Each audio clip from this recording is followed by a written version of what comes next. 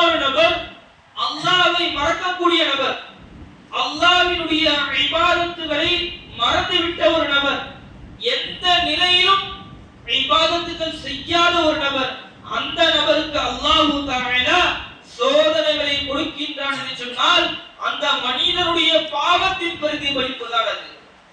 அந்த மனிதன் பாவத்தின் பிரதிபலிப்பு. அல்லாஹ் தஆலா யாரை நாடுகின்றானோ அந்த நபரை மாத்திரமே, அவன் வணக்கசாலியாக இல்லை என்றாலும் இந்த சோதனைகளை கொடுத்து அந்த மனிதனை அல்லாஹ் தஆலா வணக்கசாலியாக மாற்றுகின்றான். அல்லாஹ் தஆலா நாடாதவர் என்ன செய்கின்றார்? இந்த சோதனையின் மூலமாக அவருடைய ஈமானை இழக்கக்கூடிய நிலைமைக்கு அந்த மனிதன் செல்கின்றான். கண்ணியம் நிறைந்தவர்களே, சூரத்துல் ஹஜ்ஜில அல்லாஹ் தஆலா இப்படி சொல்லி காண்பிக்கின்றான்.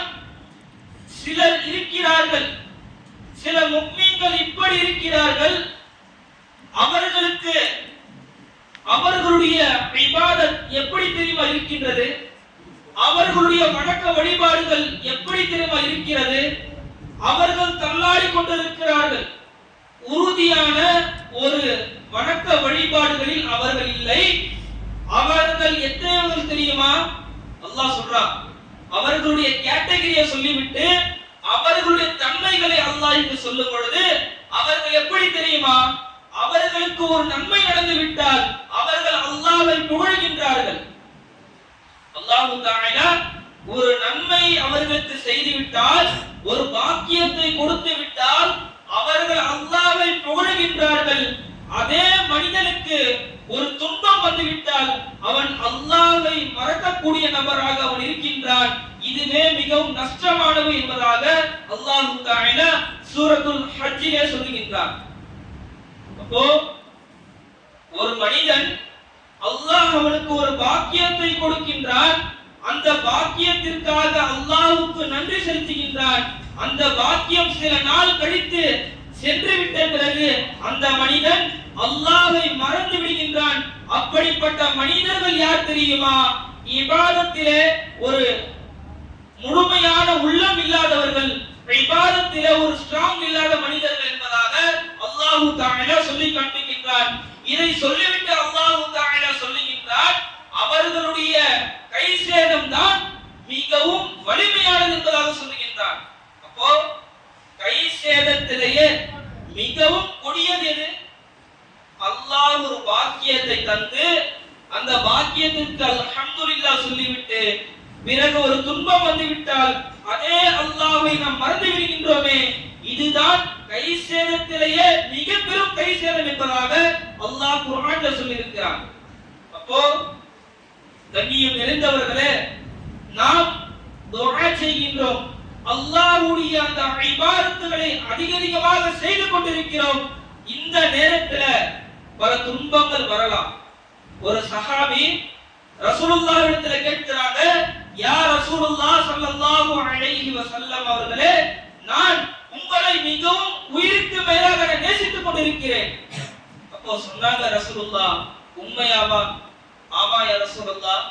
அப்ப சொன்னாங்க, ஒரு பள்ளத்தை நோக்கி தண்ணீர் ஊற்றினால் எப்படி வேகமாக வருமோ அதை போன்று உமக்கு துன்பங்கள் வரும், அதை நீ சகித்துக் கொள் என்பதாக கண்மணி நாயகம் ஸல்லல்லாஹு அலைஹி வஸல்லம் அவர்கள் சொன்னாங்க. அப்போ நமக்கு ஒரு துன்பம் வரும் பொழுது நம்முடைய வாழ்க்கையை நினைத்து பார்க்க வேண்டும். எனக்கு இந்த துன்பம் வந்திருக்கிறது, எதனால்? நான் நன்மைகளை செய்து கொண்டிருக்கிறேன், 5 வேளைகள் தொழுது கொண்டிருக்கிறேன், அல்லாஹ்வுடைய கட்டளைகளை நிறைவேற்றிக் கொண்டிருக்கிறேன், எனக்கு இந்த துன்பம் வருகிறது என்று சொன்னால் எனக்கு அல்லாஹ் தஆலா அடுத்த லெவல் ஒன்று வைத்திருக்கிறான். அந்த லெவல் நாம் நினைத்து பார்க்க முடியாத சந்தோஷத்தில் கொண்டு செல்லும். ஒரு மனிதன் அல்லாஹ்வுடைய இபாதத்தில் இல்லாமல் இருக்கின்றான், அந்த மனிதனுக்கு துன்பம் வருகிறதா? யோசித்துக் கொள்ளுங்கள். என்னுடைய பாவத்தின் காரணமாகத்தான் இந்த துன்பம் எனக்கு மிகைத்திருக்கிறது. இந்த துன்பங்கள் எல்லாம் செல்ல வேண்டும் என்று சொன்னால் நான் அல்லாஹ்வின் பால் மீள வேண்டும். அப்படியும் ஒரு மனிதன் அல்லாஹ்வின் பால் மீள வேண்டும் என்று சொன்னால் அவனுடைய ஈமான் அதிகமாக குறைபாடு உள்ளது. சொன்னாங்க ஒரு இமாம், அழகாக சொல்லுவார்கள், இந்த வார்த்தைகளை நாம் அதிகமாக ஒவ்வொரு நேரத்திலும் யோசித்துக் கொள்ள வேண்டும். நீங்கள் ஒரு பாவம் செய்து கொண்டிருக்கிறீர்கள், உங்களுக்கு பாவம் செய்ய வேண்டும் என்ற மனங்கள் எல்லாம் நாடிக்கொண்டிருக்கிறது. அந்த நேரத்துல நீங்க அந்த பாவத்தை செஞ்சிட்டீங்க. உங்களுடைய நப்சு சொல்லக்கூடிய அந்த விடயங்களை நீங்கள் கேட்டு விட்டீர்கள். கேட்ட பிறகு அந்த பாவத்தை, ஏதேனும் ஒரு பாவத்தை நீங்கள் செய்து விட்டீர்கள். அந்த பாவம் செய்த பிறகு உங்களுடைய மனம் உறுத்தவில்லையா? நான் பாவம் செஞ்சிட்டேன், நான் பாவத்துல முழுகிட்டேன், இந்த பாவங்களை நான் செய்து விட்டேன் என்ற ஒரு எண்ணம் உங்களுக்குள்ளாக இல்லையா? உங்களுடைய ஈமானில் மிக பெரும் ஒரு பாதிப்பு இருக்கிறது. அந்த ஈமானை நீங்கள் சரி செய்து கொள்ளுங்கள் என்பதாக ஒரு இமாம் அழகாக சொல்லுவார்கள். கண்ணியம் நிறைந்தவர்களே, நாம் எல்லாம் மனிதர்கள் தான். அல்லாஹ் தஆலா மனிதர்களை அப்படித்தான் படைத்திருக்கின்றார். பலஹீனமாகத்தான் குலிகல் இன்சானு தஈஃபா, நான் மனிதனை பலஹீனமாக படைத்திருக்கின்றேன். அல்லாஹ்வே குர்ஆன்ல சொல்றான். அப்போ நமக்கு ஒரு பாவங்கள் செய்ய வேண்டும் என்ற எண்ணங்கள் ஏற்படும். அது மனிதனுடைய இயல்புதான். ஆனால் அந்த பாவம் செய்துவிட்ட பிறகு எந்த மனிதன் உடனே தௌபா செய்கின்றானோ அவனுடைய ஈமான் நன்றாக இருக்கிறது என்பதாக அர்த்தம். ஒரு மனிதன் பாவம் செய்துவிட்டு அதை அசால்ட்டாக அவன் கடந்து விட்டால் அவனுடைய ஈமான் மிகவும் பலஹீனமாக இருக்கிறது என்பதை நாம் தெரிந்து கொள்ள வேண்டும். கண்ணியம் நிறைந்தவர்களே, இந்த சூழ்நிலை நமக்கு எப்பொழுதெல்லாம் ஏற்படுமோ அந்த நிலையில் வைத்து நம்முடைய ஈமானை நாம் அளந்து கொள்ளலாம். எப்படி என்னுடைய ஈமான் ஸ்ட்ராங்காக இருக்கின்றதா, இல்லை பேட் குவாலிட்டியாக இருக்கிறதா என்பதை நாம் இதன் மூலமாக தெரிந்து கொள்ளலாம். கண்ணியம் நிறைந்தவர்களே, ரசூலுல்லாஹி ஸல்லல்லாஹு அலைஹி வஸல்லம் அவர்கள் சொல்லியிருக்கிறார்கள், புகாரியிலே இந்த ஹதீஸ் பதியப்பட்டிருக்கிறது. அல்லாஹ் தஆலா சொல்லுகின்றான், அல்லாஹ் தஆலா கூறுகின்றான், ஒரு மனிதனை நான் 2 கண்கள் எடுத்து சோதிப்பேன். அந்த மனிதன் அதை அவன் பொறுத்து கொண்டால் அவனுக்கு சொர்க்கத்தை தவிர வேறு ஒன்றையும் நான் கொடுக்க மாட்டேன் என்பதாக அல்லாஹ் தஆலா கூறியிருக்கிறான் என்பதாக கண்மணி நாயகம் ஸல்லல்லாஹு அலைஹி வஸல்லம் அவர்கள் சொல்லியிருக்கிறார்கள். எவ்வளவு பெரிய ஒரு துன்பங்க!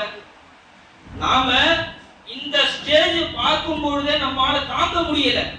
அப்போ அந்த ஸ்டேஜ் உடைய மனிதர்களுக்கு அவர்கள் எப்படி இருக்கணும்? நாம எல்லாம் யோசிச்சிருப்போம். சில விடயங்களை அல்லாஹ் சொல்லியிருப்பான். இந்த செயல்களை நீங்கள் செய்தீர்கள் என்று சொன்னால் உங்களுக்கு சொர்க்கம் கிடைக்கும். இந்த செயல்களை செய்தால் உங்களுடைய பாவங்களை நான் மன்னிக்கின்றேன். இந்த செயல்கள் எல்லாம் நீங்கள் செய்தால் உங்களுடைய வாழ்வாதாரத்தை நான் அதிகரிக்கிறேன் என்பதை நாம ஏகப்பட்ட ஹதீஸ்களை படிச்சிருப்போம், இல்லை கேட்டிருப்போம். இந்த விடயங்கள் எல்லாம் நாம் கேட்கும் பொழுது லேசா தான் தெரியும். இதுதானே பண்ணிட்டா போச்சு, இந்த விஷயம் தானே செஞ்சிட்டா போச்சு, இந்த விடயங்கள் தானே நாம இருந்துட்டா போச்சுன்னு சொல்லி நினைத்துக் கொண்டு இருப்போம். ஆனால் அந்த விடயங்கள் எல்லாம் செய்யக்கூடிய விடயங்கள் மிகவும் கஷ்டமானது. உதாரணத்துக்கு அல்லாஹ் தஆலா சொல்றான், யார் சொந்த பந்தங்களோடு இணைந்து வாழ்கிறார்களோ அவர்களை அல்லாஹ் இணைத்து வாழ்கின்றான். அவர்களுடைய வாழ்வாதாரத்தை அல்லாஹ் தஆலா பரக்கத்து செய்கின்றான், அதிகப்படுத்துகிறான் என்பதாக ரசூலுல்லாஹி ஸல்லல்லாஹு அலைஹி வஸல்லம் சொல்லியிருக்கிறாங்க. அப்ப நாம நினைச்சிருப்போம், சொந்த பந்தங்கள் தானே, அவங்க இடத்துல நல்ல முறையில் இருந்தா போச்சுன்னு சொல்லி நாம நினைச்சிருப்போம்.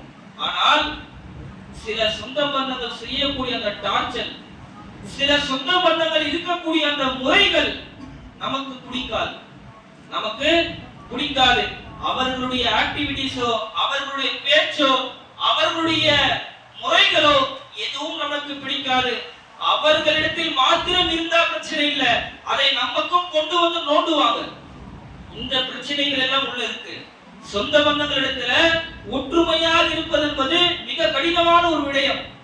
அதுக்காகத்தான் அல்லாஹ் தஆலா இவ்வளவு சிறப்புகளை வைத்திருக்கின்றான்.